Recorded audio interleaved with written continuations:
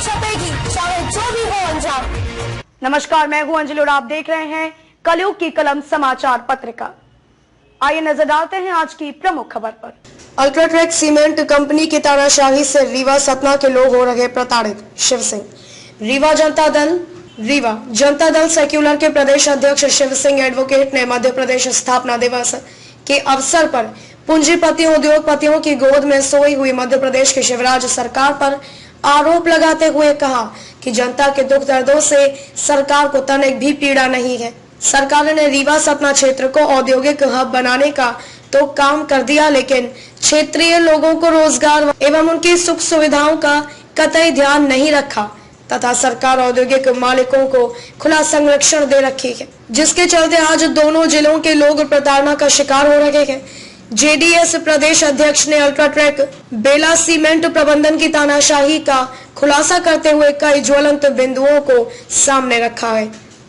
सन 1990 में निर्मित छिजवार बैजनाथ सोनरा लिंक रोड, जिसकी दूरी 10 किलोमीटर है, उक्त सड़क मार्ग को सोनरा क्रेशर हाउस चौराहा के पास अल्ट्राटेक कंपनी ने पूरी तरह बंद कर दिया है। उक्त मार्ग बंद होने से रीवा सतना के दर्जनों गांव मधेपुर, सोनरा, नरौरा, बैजनाथ, हिनौती, बेला, देवरा, कटेगा, अन्य कई गांव शामिल हैं तथा अब दूसरे सड़क मार्ग से 10 किलोमीटर की जगह 18 किलोमीटर की दूरी आम नागरिकों को तय करनी पड़ रही है। प्रबंधन का ऐसा कदम गंभीर अपराध की श्रेणी में आता है।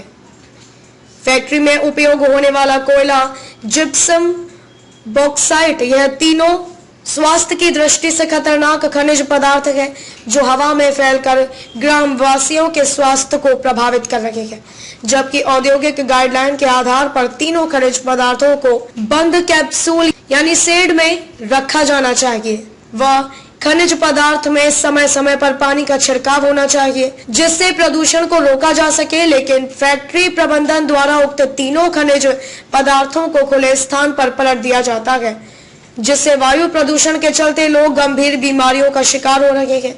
इसी तरह आसपास की सड़कें फैक्ट्री के भारी वाहन निकलने से जमींदोज हो गई है, जिससे व्यापक प्रदूषण बढ़ रहा है। क्षेत्र के आसपास सफाई एवं लाइटिंग की कोई व्यवस्था नहीं है, न ही वायु प्रदूषण रोकने के कोई इंतजाम है। फैक्ट्री क्षेत्र के आसपास से जो माइंस चल रही है, उन्हें लगभग 200 से 300 फीट तक खोद दिया गया है।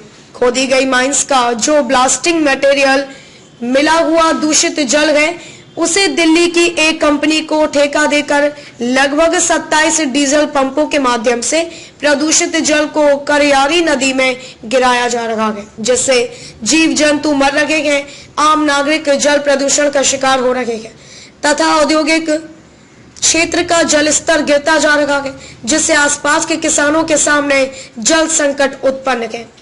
जबकि प्रबंधन उक्त प्रदूषित पानी को फिल्टर करके सुरक्षित कर सकता था। कंपनी द्वारा माइंस के लिए जो वृक्ष काटे गए थे, उनके बदले 10 गुना वृक्ष लगाने थे, लेकिन नहीं लगाए गए तथा जेपी प्रबंधन के समय जो वृक्ष लगाए गए थे, उनका रखरखाव नहीं किया जा रहा है, जो नष्ट हो रहे हैं।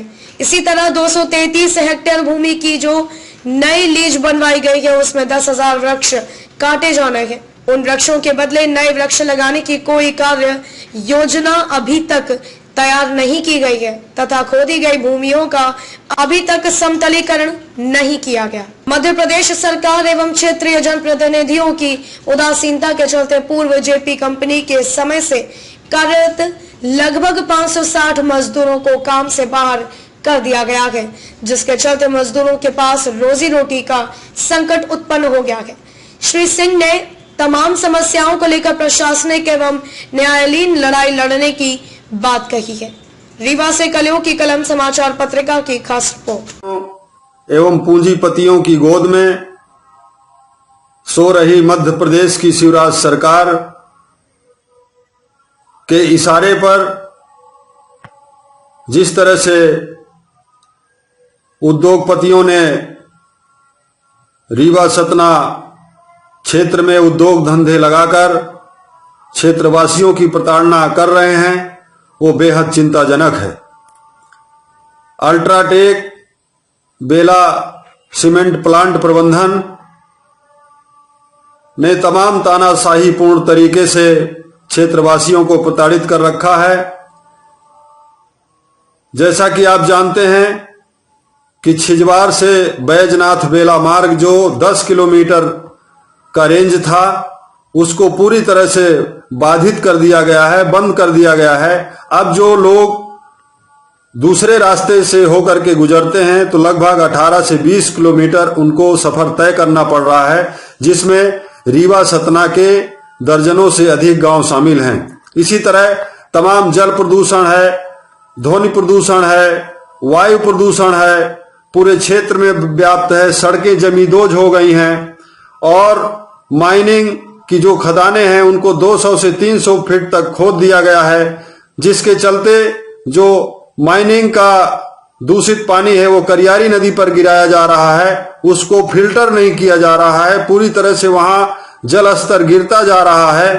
तमाम समस्याएं व्याप्त हैं और वृक्षारोपण भी नहीं कराया जा रहा है, जिससे वायु प्रदूषण बढ़ रहा है। और जहां तक दूसरे प्लांट का सवाल है तो जो जेपी प्लांट है छिजवार में, उसमें लगभग 560 मजदूरों को निकाल दिया गया है। जैसी जानकारी हुई है कि अभी तक उन्हें वापस लेने का काम नहीं किया गया है। ये तमाम समस्याएं हैं और इन समस्याओं के लिए मध्य प्रदेश की शिवराज सरकार एवं क्षेत्रीय विधायक सांसद जिम्मेदार हैं, जिसके चलते आज क्षेत्रवासी प्रताड़ित हो रहे हैं और उनको तमाम तरह से उनको परेशान किया जा रहा है। और जो लोग आवाज उठाने का काम करते हैं उनको दबाने के लिए पुलिसिया जुल्म ज्यादती की जा रही है, जो बेहद निंदनीय है, चिंताजनक है। इस संबंध में उच्च स्तरीय लड़ाई लड़ने की तैयारी चल रही है। जैसे ही दस्तावेज सब उपस्थित हो जाएंगे, प्राप्त हो जाएंगे, वैसे ही इस संबंध में क्षेत्रवासियों को न्याय दिलाने लड़ाई लड़ी जाएगी। जय हिंद, जय भारत। खबरों में अब तक के लिए बस इतना ही। मिलते हैं फिर किसी खास खबर के साथ, तब तक के लिए नमस्कार।